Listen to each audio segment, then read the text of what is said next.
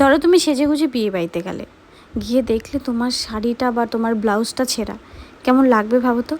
আমার এই ক্লায়েন্টের সাথে ঠিক এমনটাই হলো। আর মেবি তোমরা চিনে থাকবে, ও আমার ওয়ান অফ দ্য মোস্ট মানে ফেভারিট ক্লায়েন্ট বলতেই পারো। কারণ ওকে আমি ওর বিয়েতে রিসেপশন ইভেন সাতটা লুক আমি ক্রিয়েট করেছিলাম ওর বিয়ের সমস্ত কিছু নিয়ে, প্রি ওয়েডিং, রিসেপশন, বাসি বিয়ে সব কিছু মিলে। ইভেন পোস্ট ওয়েডিং শ্যুটও আমি মানে ওর করেছিলাম, মেকওভার যেটা।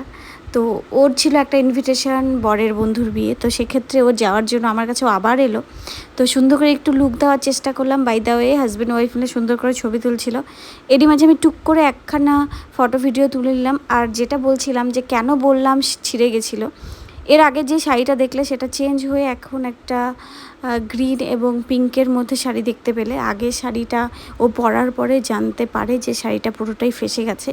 একটুর জন্য আমরা দেখতে পেরেছি বলে ওর এই শাড়িটা ও চেঞ্জ করতে পেরেছে, বাট আমরা এটাই ভয় পাচ্ছিলাম যদি ও বিয়ে বাড়িতে গিয়ে দেখতো যে ওর শাড়িটার এমন হয়েছে, তাহলে কী সিচুয়েশনে পড়তো। আমরা সেটাই সকলে মিলে ভাবছিলাম আর ডিসকাস করছিলাম।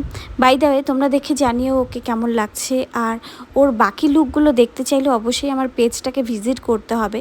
ওর বিয়ে, reception, pre wedding, post wedding, everything সব মেকআপ লুক ভীষণ সুন্দর হয়েছিল।